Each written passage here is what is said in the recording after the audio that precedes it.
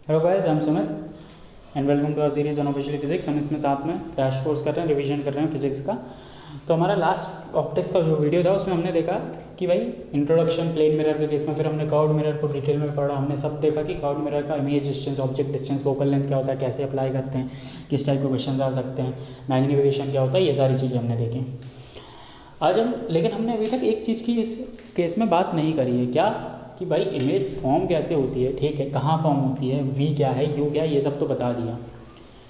लेकिन असली में वो प्रोसेस क्या होती है जिससे इमेज फॉर्म होती है। भाई आपने ये तो बता दिया कि लाइट रेज एक दूसरे से जब इंटरसेक्ट होती हैं तब रियल इमेज फॉर्म होती है, या फिर हमको ऐसा लगता है कि लाइट रेज पीछे से आ रही हैं, हमेशा इंटरपोलेट करता है हमारा ब्रेन, तब वर्चुअल इमेज फॉर्म होती है। लेकिन अभी ये नहीं बताया है कि इंटरसेक्ट कैसे करती हैं। तो आज हम वही डिस्कस कर रहे हैं कि लाइट रेज इंटरसेक्ट कैसे करने वाली हैं, राइट। जैसे कि आप देख रहे हो यहाँ पर ये मिरर है, इसमें कुछ इमेज फॉर्म हो रही है। तो ये इमेज फॉर्म होने की प्रोसेस क्या है, आज हम वो डिस्कस करने वाले हैं with help of some diagrams. What are these diagram? सबसे पहले कुछ रूल्स होते हैं वो देख लेते हैं। इनमें से बहुत सारे तो आप पढ़ ही चुके हो, बहुत सारे आप पढ़ोगे। तो क्या होता है, मान लीजिए कॉन्वेक्स मिरर पहले देख लेते हैं। डाइवर्जिंग होता है हम देख चुके हैं, आई इक्वल टू आर, ये आपको पता है, राइट। जो नॉर्मल होती है वो सेंटर ऑफ कर्वेचर से पास होती है किसी भी स्फीयर की, राइट। ये हम डिस्कस कर चुके हैं। और आई इक्वल टू आर, ये दो लॉ तो आपको मालूम थे। नाउ मूविंग ऑन, और क्या होता है, right. I equal to r, इसमें भी दिख रहा है आपको, i is equal to r. इस केस में सेंटर ऑफ कर्वेचर क्या है, स्पेशल केस है। इस केस में नॉर्मल क्या है, पोल पे अगर लाइट रे कर रही है, कुछ नहीं है, वही केस है।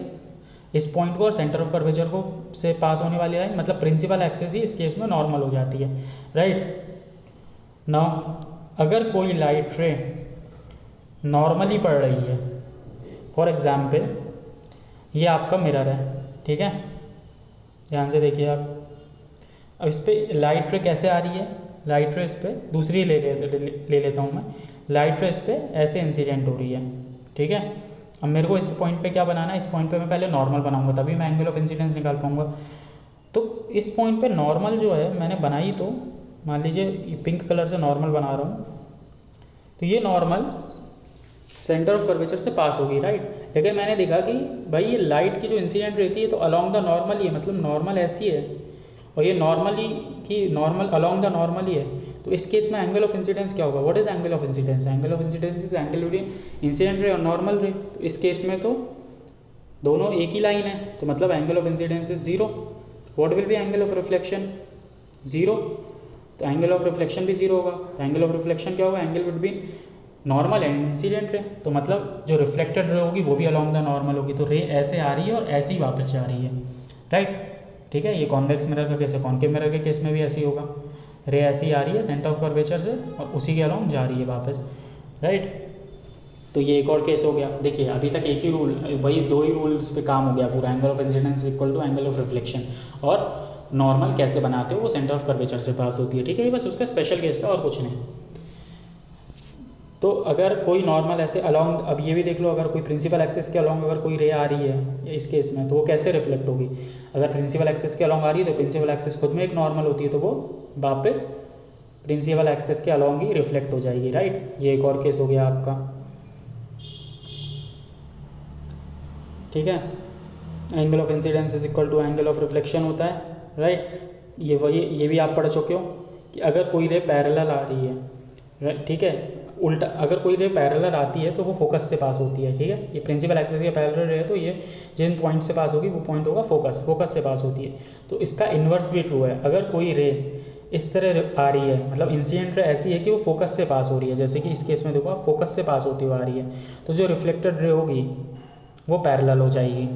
इस केस में देखिए ये इंसिडेंट रे है, this is passing through focus, तो रिफ्लेक्टेड रे पैरेलल हो जाएगी प्रिंसिपल एक्सेस के, ठीक है। तो पैरेलल रेस जो आती हैं वो फोकस से पास होती हैं, तो इसका इन्वर्स भी ट्रू है। अगर कोई रे फोकस से पास हो रही है तो वो रिफ्लेक्शन के बाद इन्वर्टेड हो जाएगी, ठीक है। तो ये 4-5 रूल होते हैं जो आपको पहले से मालूम थे, बस हमको डिस्कस करना था तो हमने डिस्कस कर लिए। नाउ कुछ रे डायग्राम बनाते हैं। मान लीजिए कॉन्केव मिरर का केस लेते हैं। कोई ऑब्जेक्ट इन्फिनिटी पे है, राइट। ये ऑब्जेक्ट इन्फिनिटी पे है। अब ऑब्जेक्ट इन्फिनिटी पे मतलब बहुत दूर है, तो अगर कोई ऑब्जेक्ट इन्फिनिटी पे है तो हम ऑप्टिक्स में ऐसा मानते हैं कि उससे जो रेज आ रही हैं वो पैरेलल ही होंगी, ठीक है, हम ऐसा मानते हैं। तो अगर कोई ऑब्जेक्ट इन्फिनिटी पे है तो उससे जो रेज आएंगी वो पैरेलल आएगी, एक रे ये हो गई, एक रे ये हो गई, एक रे ऐसी आ गई। तो parallel raise after reflection will pass through focus, तो ये रे फोकस से होगी, ये फोकस से होगी, प्रिंसिपल एक्सिस के अलॉन्ग, तो वापस रिफ्लेक्ट हो जाएगी। तो तीनों रेज मिल कहाँ रही हैं, फोकस पे, राइट, तीनों फोकस पे मिल रही हैं। तो इसका मतलब इमेज कहाँ होगी, जहाँ पर इमेज रेज मिल रही हैं तो इमेज फोकस पे फॉर्म होगी, ठीक है। ये तो मैंने डायग्राम से बता दिया। अब इस पर मिरर फॉर्मूला आप एक बार लगा के ट्राई करो। 1/v, हमको v फाइंड करना है, plus 1/u, what is u, infinity, is equals to 1/f, this is 0, 1/v is equals to 1/f, मतलब v is equals to f, मतलब इमेज f पे फॉर्म हो रही है। देखो मिरर फॉर्मूले ने भी इस बात को आपका वेरीफाई कर दिया है। इसी तरह आप, अब आपका एक असाइनमेंट है कि जिस तरह मैंने 1/v plus 1/u is equals to 1/f इस केस में लगाया, आप हर केस में लगाओगे, राइट। ये मैं नहीं करूँगा, मैं आपको इमेज दिखा जाऊँगा और आप वेरीफाई करते जाओगे। वीडियो को थोड़ी पॉज करने के लिए आपको मुश्किल से 10-15 सेकंड लगेंगे, ठीक है। अब एक और चीज़ आपको बताना ज़रूरी है जो मैंने नहीं बताई है, लास्ट लेक्चर में शायद दिमाग से उतर गया होगा। जो रेडियस ऑफ कर्वेचर होती है that is equals to 2f, ठीक है। Radius of curvature is equal to 2f, f is equals to r/2। Focal length is half of radius of curvature, right. ये एक चीज़ मैं बताना भूल गया था, तो ये प्लीज़ आप रिमेंबर कर लीजिए। तो अब आपको जैसे लगाना होगा, अगर मैं बोल रहा हूँ कि सेंटर ऑफ कर्वेचर के बाहर है, भाई ऑब्जेक्ट जो आपका है वो इन्फिनिटी और सेंटर ऑफ कर्वेचर के बीच में कहीं है, राइट, ये ऑब्जेक्ट लाई कर रहा है। तो आप इसका रे डायग्राम बनाओ। इससे आप 3 रेस कंसीडर करो। पहली अलोंग द प्रिंसिपल एक्सिस, तो वो रिफ्लेक्ट कैसे हो जाएगी, अलोंग द प्रिंसिपल एक्सिस ही रिफ्लेक्ट हो जाएगी। सेकेंड रे पैरेलल आप लो, तो वो कहाँ से पास होगी, वो फोकस से पास होगी। थर्ड रे passing through centre of curvature बनाओ, मतलब ये वो रे होगी जो नॉर्मल होती है, ठीक है, passing through centre of curvature बनाओ, यही नॉर्म, ठीक है। तो दिस इज ऑल्सो नॉर्मल, तो अलोंग द नॉर्मल वापस से वैसे ही रिफ्लेक्ट हो जाएगी। तो कहाँ मीट हो रही हैं तीनों, अगेन यहाँ पर मीट हो रही हैं कहीं, तो जो इमेज होगी वो a' b' इस तरह बन रही है। तो आप ध्यान से देखो, a' b' lies between c and f, centre of curvature और फोकस के बीच में, मतलब f और 2r के बीच में, f और r के बीच में, राइट। इसका मतलब f और 2f के बीच में, या फिर r और r/2 के बीच में, because 2f is equals to r, focal length is half of radius of curvature, ठीक है। तो ये आपका असाइनमेंट है कि अगर आप ऐसी वैल्यूज़ लो कि भैया जो इमेज डिस्टेंस है u है that is greater than r, ठीक है, और आप v फाइंड करो, और साथ में u और v है, u और v आ जाएगा तो मैग्नीफिकेशन भी फाइंड करो। तो आप देखोगे मैग्नीफिकेशन लेस देन 1 होगा, मतलब इमेज छोटी फॉर्म हो रही है इस केस में, और नेगेटिव होगा मतलब इन्वर्टेड भी फॉर्म हो रही है, राइट। अब अगर ऑब्जेक्ट आपका सेंटर ऑफ कर्वेचर पे ही है, फिर से वही 3 रे लेंगे। इस बार मैं बहुत जल्दी बताऊंगा क्योंकि वही 3 रे लेना, एक जो पैरेलल निकल रही है, सेकंड जो फोकस से पास हो रही है, थर्ड जो आपका along the centre of curvature, तो आप ले नहीं सकते क्योंकि सेंटर ऑफ कर्वेचर पे ऑब्जेक्ट रखा हुआ है, ठीक है। थर्ड आप ले लो जो आपकी पोल से ऐसे निकल रही है, तो ये तो यहीं वापस आ जाएगी, इसका तो कुछ हो नहीं रहा है। अब जो पैरेलल है वो फोकस से पास होगी, जो फोकस से पास हो रही है वो पैरेलल आएगी, तो आप पाओगे कि वो वापस से सेंटर ऑफ कर्वेचर पे मिल रही है, लेकिन और जो इमेज की साइज़ है that is equal to object की साइज़, लेकिन वो इन्वर्टेड है, मतलब मैग्नीफिकेशन इज़ -1 क्यों, क्योंकि हाइट ऑफ इमेज और हाइट ऑफ ऑब्जेक्ट तो बराबर है, बस वो इन्वर्ट हो जा रही है, तो मैग्नीफिकेशन इज़ -1। अब एक केस कंसिडर करो कि इमेज आपकी सेंटर ऑफ कर्वेचर और फोकस के बीच में, तो फिर से वही 3-4 रेज जो हमने पढ़ी हैं उनको लेंगे जो हमने रूल्स में पढ़ी थी। एक कौन सी लोगे, जो नॉर्मल है, मतलब जो सेंटर ऑफ कर्वेचर से पास हो रही है इंसिडेंट रे, ठीक है। तो ऐसे जा रही है, रिफ्लेक्ट भी वापस उसी लाइन के अलॉन्ग रिफ्लेक्ट हो जाएगी, तो ये हो गई एक रे। एक ले लो जो पैरेलल है, तो ये फोकस से हो जाएगी, तो इन दोनों का इंटरसेक्शन यहाँ पर है, इमेज a' b' यहाँ फॉर्म हो गई है। अब इसमें क्या खास बात है, इसमें बात है कि a' b' आपकी ओरिजिनल इमेज है उससे बड़ी है, मतलब मैग्नीफिकेशन आपका 1 से ज़्यादा है, और इमेज इन्वर्टेड है, मतलब मैग्नीफिकेशन नेगेटिव भी है, मतलब मैग्नीफिकेशन इज लेस देन -1। भाई लेस देन ही हुआ ना, -1, -2 होगा, -3 होगा, तो -2 इज़ लेस देन -1 ना, तो जो मैग्नीफिकेशन का मैग्नीट्यूड है वो 1 से ज़्यादा है और जो उसका साइन है वो नेगेटिव है, राइट। तो ये हो गया। तो अब इसमें आप क्या करोगे, इसमें आप भाई इमेज जो डिस्टेंस है वो आप लो f और 2f के बीच में, और आप मेरे को ऑब्जेक्ट डिस्टेंस है वो आप लो f और 2f के बीच में, और इमेज डिस्टेंस निकालो v निकालो। तो आप देखोगे जो v आएगा वो ग्रेटर देन 2f आएगा, मतलब greater than radius of curvature आएगा, ठीक है। तो ये आपका आएगा। उसके बाद आप एक बार मैग्नीफिकेशन निकालो, आप देखोगे 1 से ज़्यादा आएगा और नेगेटिव आएगा, राइट। नो और क्या, अब हमने देखा था सेंटर ऑफ कर्वेचर फोकस की, इस बार आप फोकस पे ही रख दो। तो जब आपने इमेज इन्फिनिटी पे थी तो आपकी इमेज फोकस पे फॉर्म हो रही थी। इस बार आप देखते हैं जब फोकस पे रखा है तो इमेज कहाँ फॉर्म होगी। तो आपने जब फोकस पे रखा है तो वही 2-3 रेज लो। एक जो पैरेलल है वो वापस फोकस से पास होगी, एक जो नॉर्मल वाली रे लो तो वापस उसी लाइन के अलॉन्ग वापस आ जाएगी। तो आप देखोगे ये दोनों रेज मिल ही नहीं रही हैं, ये दोनों रेज पैरेलल हैं। और पैरेलल रेज कहाँ इंटरसेक्ट होती हैं, पैरेलल रेज इन्फिनिटी पे इंटरसेक्ट होती है। तो मतलब इमेज जो फॉर्म हो रही है वो इन्फिनिटी पे बन रही है, राइट, इमेज इन्फिनिटी पे बन रही है। तो इस बार भी आप 1/v + 1/u में इज इक्वल्स टू 1/f में u की वैल्यू f रखो। क्या रखोगे u की वैल्यू f।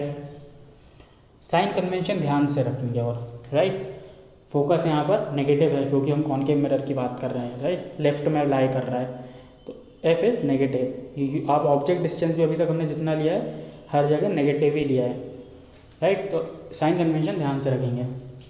इस बार आप फोकस और पोल के बीच में रखो। तो वही है, फोकस और पोल के बीच में रखो। मैं बहुत जल्दी बताऊंगा फिर ना, ये तो इतनी सारी डिस्कस कर चुके हैं, अब तो आपको देख के ही समझ में आ रहा होगा। एक रे लो जो नॉर्मल है तो वापस से वैसे की वैसे पास होगी। सेकेंड रे आप कोई सी भी ले सकते हो, आप पैरेलल रे ले सकते हो जो ऐसे पास होगी, राइट। अगर पैरेलल रे लोगे तो फोकस से पास होगी, या फिर ये वाली रे ले लो जो पोल पे I = R बना रही है, कोई सी भी रे ले लो। तो आप देखोगे ये जो रेज हैं पैरेलल रे भी ऐसे जा रही है, ये वहाँ जाके ये किसी एक पॉइंट पे जाके मिल जा रही हैं पीछे की साइड। मतलब हमें इंटरपोलेट करना पड़ा है, हम एक्सटेंड कर रहे हैं। असली में ये रेज नहीं मिल रही हैं, असली में तो ये रे या फिर जो फोकस वाली रे थी वो रे या ये रे, ये तीनों देखो डाइवर्जिंग है, ये मिल नहीं रही हैं, ये पीछे कहीं जाके मिल रही हैं, ठीक है। तो इस केस में क्या हो रहा है, इस केस में मिरर के पीछे आपकी इमेज फॉर्म हो रही है, मतलब इस केस में वर्चुअल इमेज फॉर्म हो रही है। मैग्नीफिकेशन कितना है, साइज़ तो बड़ी दिख रही है, साइज़ बड़ी है, मैग्नीफिकेशन ग्रेटर देन 1 है और इन्वर्टेड भी नहीं है, मतलब मैग्नीफिकेशन पॉजिटिव भी है। तो ये केस है वर्चुअल इमेज का जहाँ पर मैग्नीफिकेशन ग्रेटर देन 1 है और पॉजिटिव भी है, राइट। तो अगर आप f से कम u रखोगे, ऑफकोर्स विद नेगेटिव साइन, क्योंकि आपका इमेज डिस्टेंस तो नेगेटिव है और फोकल लेंथ की वैल्यू भी विद नेगेटिव साइन आएगी, तो आपकी जो इमेज का डिस्टेंस आएगा वो पॉजिटिव आएगा क्योंकि वो पोल के राइट में फॉर्म हो रहा है, राइट। तो दिस इज केस, ये कॉनकेव मिरर का केस है। ये टेबल कुछ नहीं है, शो करती है कि भाई पोजीशन ऑफ ऑब्जेक्ट कहाँ पर है। पोजीशन ऑफ ऑब्जेक्ट अगर इन्फिनिटी पे है तो इमेज फोकस पे फॉर्म हो रही है, इमेज हाईली डिमिनिश्ड रहेगी, पॉइंट साइज रहेगी, रियल रहेगी, इन्वर्टेड रहेगी। तो ये सारी चीज़ें तो हम डिस्कस करते आ रहे हैं, उन्हीं सारी चीज़ों को एक ही टेबल में लिख दिया गया है, ठीक है। तो आप वेरीफाई कर लो कि हमने सही डिस्कस करा है कि नहीं करा है ना। कॉन्वेक्स मिरर का केस लेते हैं। कॉन्वेक्स मिरर का केस क्या होता है, वही सारे केसेस लेंगे। एक आप मान लो इन्फिनिटी पे है, ठीक है, इन्फिनिटी पे अगर ऑब्जेक्ट है, अगर ऑब्जेक्ट इन्फिनिटी पे है तो हम क्या करते हैं, पैरेलल रेस कंसीडर करते हैं, वही करी। अलॉन्ग द पोल तो वापस आ जाएगी, यहाँ पर कंसीडर करी तो फोकस से पास होगी, ठीक है। तो angle of incident equal to, ये हम डिस्कस कर चुके हैं। कन्वर्जिंग रे के केस में फोकस से पास होती है, अगर पैरेलल रेज होती हैं तो ऐसे डाइवर्जिंग टाइप हो जाती हैं क्योंकि नॉर्मल ऐसी रहती है, राइट। तो ये होगा। तो ध्यान से देखो, जब इनको बैक ट्रैक करोगे तो ये फोकस पे मिल रही है, मतलब इन्फिनिटी पे है तो इमेज इस केस में भी, कॉन्वेक्स मिरर के केस में भी फोकस पे ही फॉर्म हो रही है, लेकिन बहुत छोटी फॉर्म हो रही है। तो ये इमेज मिरर के पीछे तो वर्चुअल है और इरेक्ट भी है, वर्चुअल इमेजेस इरेक्ट होती हैं।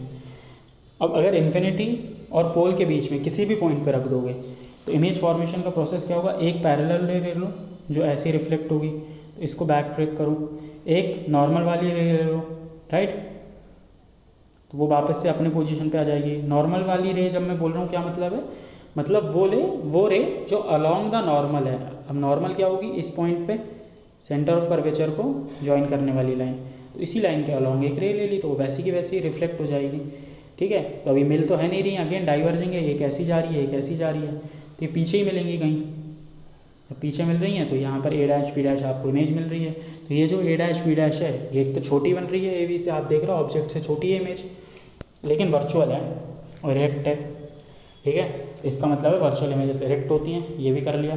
तो आप इसमें भी 1/b + 1/u = 1/f निकालो। क्या ध्यान देना है, एफ इस केस में पॉजिटिव होगा क्योंकि कॉन्वेक्स मिरर के केस में जो फोकल लेंथ है वो बिहाइंड द मिरर फॉर्म होती है, ठीक है। तो guys this was full process of मतलब रे डायग्राम्स। इन जो डायग्राम्स हमने डिस्कस करें वो रे डायग्राम्स होते हैं, कैसे रेस बनती है, कैसे इमेजेस बनती है, पूरी प्रोसेस थी, राइट। अब इसमें आपका ये रहेगा कि आप हर केस में 1/v एक मिरर फार्मूला लगाइए और कंफर्म करिए जो हमने करा है वो सही है कि नहीं है। इससे आपकी प्रैक्टिस भी हो जाएगी, राइट, और आपकी एक अच्छी सी एक्सरसाइज भी हो जाएगी कि भाई आपको सारी चीज़ें याद भी हो जाएंगी, दोनों चीज़ें साथ में हो जाएंगी, और आपका वो साइन कन्वेंशन वाली जो वो है वो दिक्कतें भी दूर हो जाएंगी। आप जब दो ऐसे 7-8 बार लगाओगे तो आपको क्लियर हो जाएगा कि साइन कन्वेंशन क्या है, कोई गलती होगी तो फ़ौरन अभी के अभी सही हो जाएगी। Sign convention is very important, again I am repeating, हमने जो लास्ट वीडियो में देखा था साइन कन्वेंशन बहुत ध्यान से लगाइए, क्योंकि अगर हम पॉजिटिव का माइनस कर दिए तो फ़ौरन पूरा आंसर चेंज हो जाएगा, जितने मार्क्स का क्वेश्चन है पूरा गलत हो जाएगा, ठीक है। एमसीक्यू है, कोई प्रोसेस का मेथड तो मिलेगा नहीं आपको अगर आप जेईई में ही क्लियर कर रहे हो, और अगर आप एग्ज़ाम्स के लिए भी देख रहे हो, बोर्ड एग्जाम्स या कुछ, तो भी अगर आपने गलत कर दिया तो मार्क्स कट जाएंगे, और इतनी ईजी चीज़ पे मार्क्स कटवाना तो बहुत